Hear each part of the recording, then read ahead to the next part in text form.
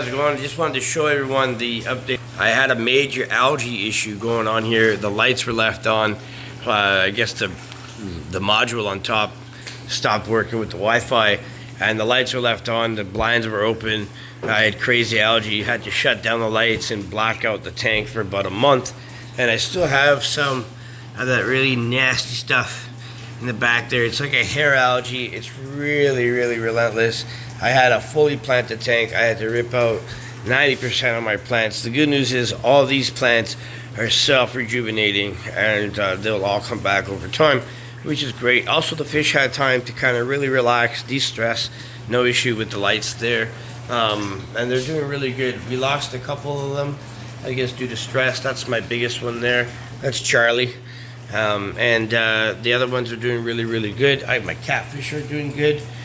One of my catfish are gone. I remember I had 4 catfish. Now I have 3 catfish. I don't know really what happened. Probably jumped out, got eaten by a dog. Not really too sure. I'm looking for my puffer fish. I don't know if I have any left. Oh, there we go. Yeah, there's my puffer right there. They are really, really, really, really aggressive. They're actually the most aggressive fish in this tank. And what they do is, though, they eat all these like snails and stuff. And I have a lot of them. And there's 3 different types of snails. There's good snails, bad snails, and neutral snails. These are actually really good snails because they don't eat the plants. So they actually disturb the substrate and they burrow and they eat all the poop from the fish. And those catfish right there, sorry, not the catfish, but those fish right there, they actually also clean the bottom of the tank.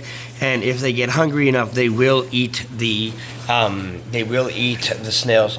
This is also a notorious snail killer. Definitely loves snails.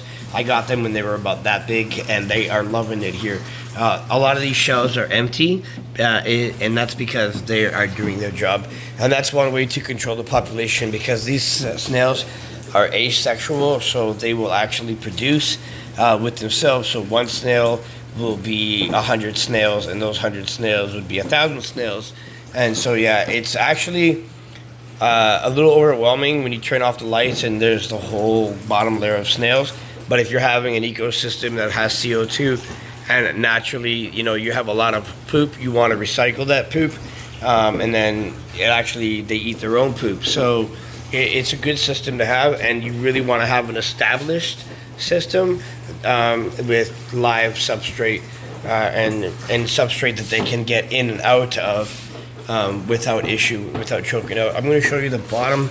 So this is a sump system. So there's a tank on the top, and then there's also a tank on the bottom.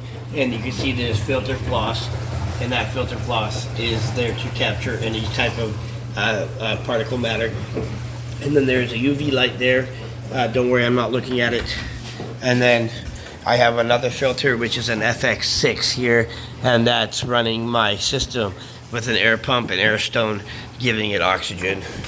And the temperature of the tank here is 81 Fahrenheit. It fluctuates between 80 to 81, and this is what they like. That is just a backup heater in case I have a power outage that's not activatedly hooked up.